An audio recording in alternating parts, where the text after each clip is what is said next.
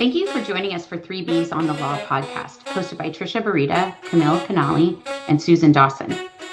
Disclaimer, this podcast is for entertainment and informational purposes only, not meant to provide legal advice, and does not create an attorney-client relationship. Also remember, laws change or they differ by jurisdiction, so this is not a substitute for seeking legal counsel in your jurisdiction on the current law applicable to you.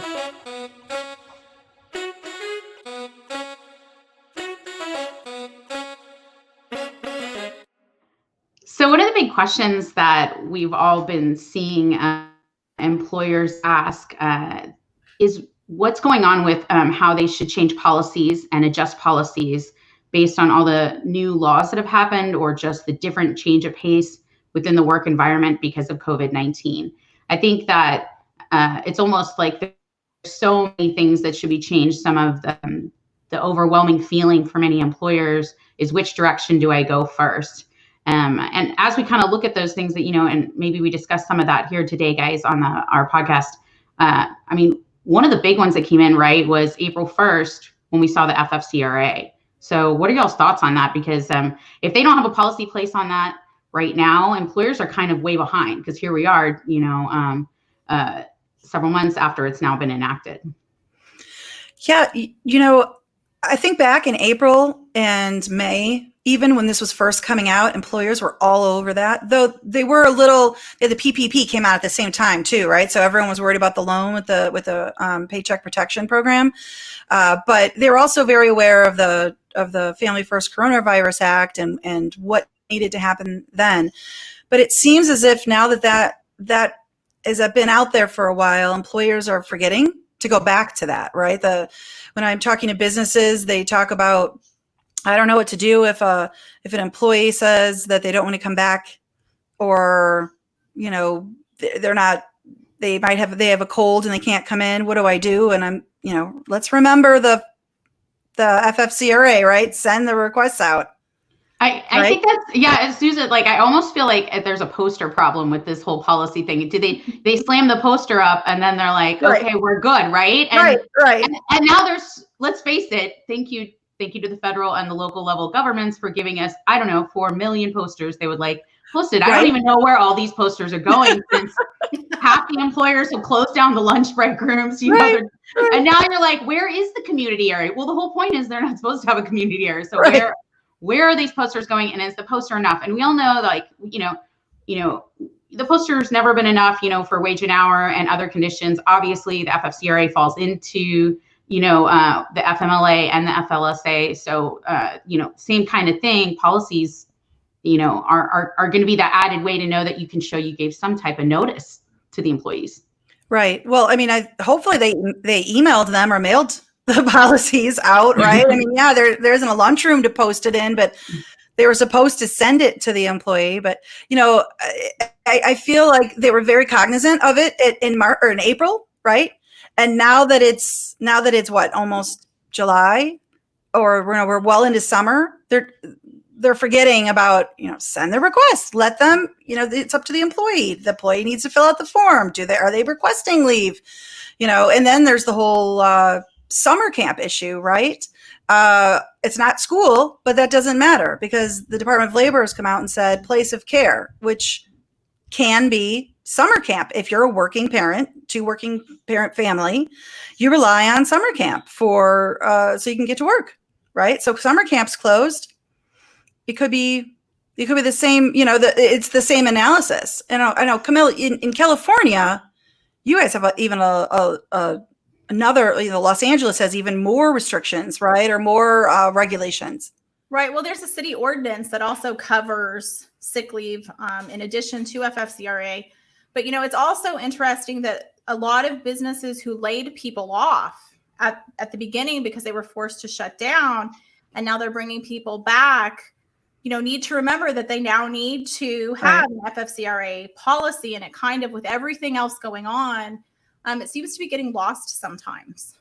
Yeah, right. The ones who shut down and now they're reopening, but since they were shut down, weren't paying attention maybe to the FFCRA. And now they're like, we're open, except did you send out the policy? Did you send out the bulletin? Do you have Right. Yeah. You're right. And I mean, what happens if they recall an employee and the employee shows back up to work and says, wait, I need leave because I don't have someone to care for my Right. children. So now they're entitled to FFCRA. So I think it's important that the employers take a step back and really learn what they need to do to ensure that they comply with the leave requirements, because they are substantially different than the regular leave policies. I think that, yeah. Sorry, go ahead, Tricia. oh, I was just going to say, Camille, I think that's a good point. Like if the, I mean, because obviously it's not required that they have a policy for the FFCRA. It's required they post the poster, but is the policy a good idea? And going back to that thought process is, yeah, so much happened in April when that law came in that everyone posted the poster, and things have changed in each one of our states and across the country. And the not just summer, but in general, you know, my state's opened up, half closed down, you know, like it's all over the place. People are in and out of these situations. The individual employee's situation, like you just said, Camille, has changed. And so while the employer may not be always conscious of where the employee is at, if there's no policy and acknowledgement by the employee, then how can the employer really know whether or not the employee kind of digested the poster? Because let's face it, the poster, they posted it twice and the first one was wrong. It's not completely easy for all the employees to understand it on a first reading. Even from lawyers' perspectives, you know, the initial look at like what all this meant is what required 100 or 90 something questions from the DOL and answering Q&As. And we still have questions about what the FFCRA means. I think it can't be easy for employees. Yeah, I think that it's like all policies, right? If you don't have a policy, or okay, so let's look at the FFCRA poster. It doesn't say who to go to request the leave, who to go to with questions, but it does put the burden on the employer to make sure that the employees know about their rights. It even has that in the, I believe it was in the rule that you have to double check with the employee before you deny it, right? So if an employee says, I'm not gonna make it in today, I don't feel good. The employer, just because they didn't say I have COVID, I want sick leave, it's on the employer to reach out to them and to say, do you want to, do you qualify? Do you feel that you qualify for leave? And if you don't have a policy in place, that's where's your protection, right? Of who you were supposed to go to, who you were supposed to ask, where do you point to and say the employees didn't comply with the policy if you just have a poster?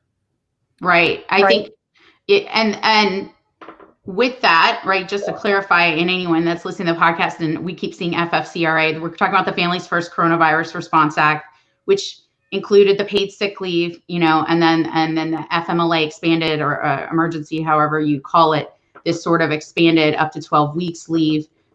So those two pieces of leave, one of the main parts of reading that poster and the understanding of that law is the talk about, can they work or telework or not work or telework? So they could be home with children, you know, that are that they feel like they can still work or telework, right? And so, you know, the thought process is that you have to have an understanding of whether or not there's a telework force, and that how that plays in, I think, to the FFCRA. Don't you think, Camille? I absolutely do. And I also think having a written policy is actually beneficial for the employer also, because it outlines for the employer what they need to maintain and do, and lets the employee know what they're entitled to. And so I feel like when you have that, you know, I always talk about communication. When you have that good communication with your employee of what you're going to do for them and what is expected of the employee, it tends to make things go more smoothly, so that everybody understands what the FFCRA is about. I know. And if you have the FFCRA, you create a policy off that, which doesn't have to be that much different than the information on the poster, except like identifying who the person is you go to, letting the employee have an understanding of, you know, where they can get leave. And then on top of that, I think another policy, right, would be the telework, right, to kind of coincide with the fact that that was a clearly acknowledged piece when Congress passed the whole FFCRA Act, that they wanted telework to be incorporated in that. So a telework policy alongside of that could be helpful too. First of all, like, you know, we've talked about this offline many times, you know, with telework, there's a whole trying to communicate with the employee one way about what your expectations are. Well, if the employee is having trouble teleworking and they don't know how to tell the employer that, maybe they're entitled to leave, when you go back to it, because they really didn't understand the FFCRA, but the employer didn't really understand why they're not performing appropriately. And so having a good policy on telework, right, would really be helpful for the employer and the employee, just like what you're saying, Camille.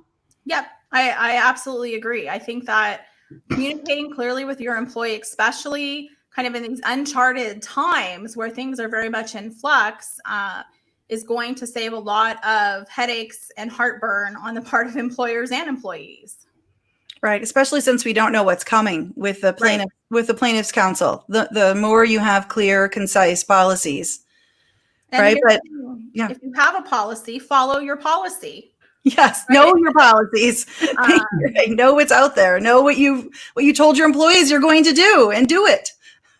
Right. And that's why I think it's important that, if you're going to have a policy, that the employer also needs to really understand what their obligations are, and not just print out the policy because, some lawyer or some HR person told them they needed it. Right. Well, yeah, because if you don't have an understanding, I think just going back to the telework policy, if you haven't understood what you needed to write into that policy about making sure, especially with our hourly employees and following like wage and hour concerns, now they're not here in office. So if they're working overtime, and it was already trouble if they may work overtime in the office, right, and not tell us, because sometimes it's great employees, right? They're just trying to help the employer survive, but they don't realize that they're actually causing, potential violations because they're working a little bit longer and they're not properly reporting that. And that really should be recorded as overtime. And having that kind of, I think, in the telework separate policy, having maybe something in there could be helpful so that the employee knows, hey, don't forget, you need to take your lunch hours, you need to stick within the time period we said. Still, just because you're working from home doesn't mean hourly employees should be working all the time, because, that's a whole nother set of problems, right, guys?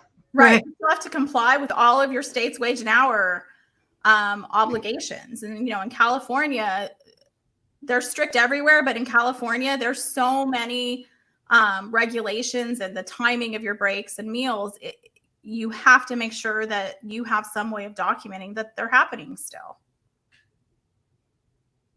So, one way of doing that obviously is to have them log in and log out, but that's not always convenient, like for a break, for them to, shut down their whole system and then come back on.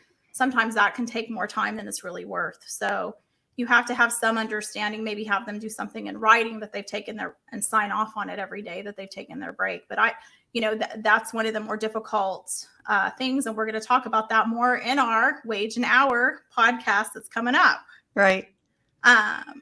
So I guess moving on. We have a telework podcast if they want more information on teleworking. Absolutely. And then the one thing that we haven't really talked about today is you need some health and safety policies.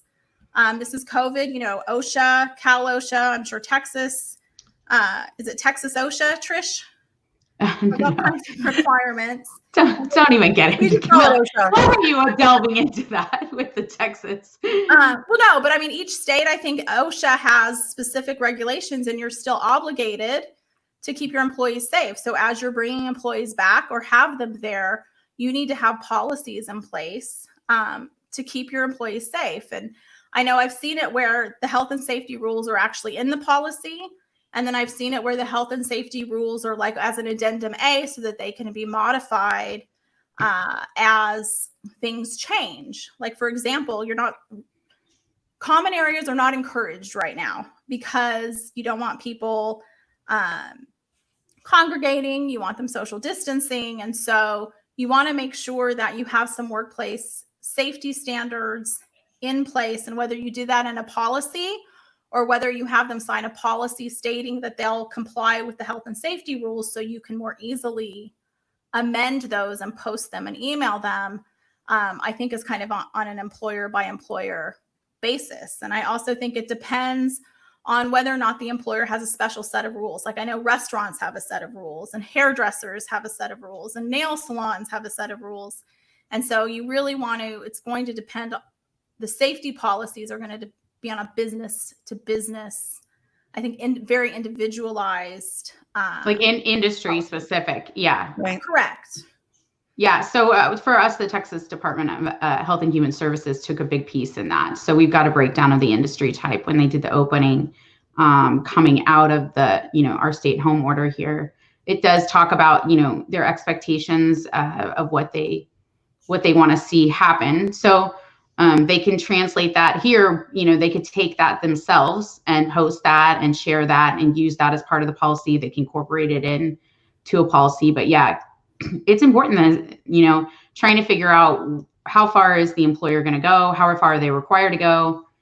Some of the stuff in Texas, a little more recommendation level than requirement level. So it's just a little different. I think state by state, you have to be very specific at looking at. I don't know what they're doing up there in Illinois, but.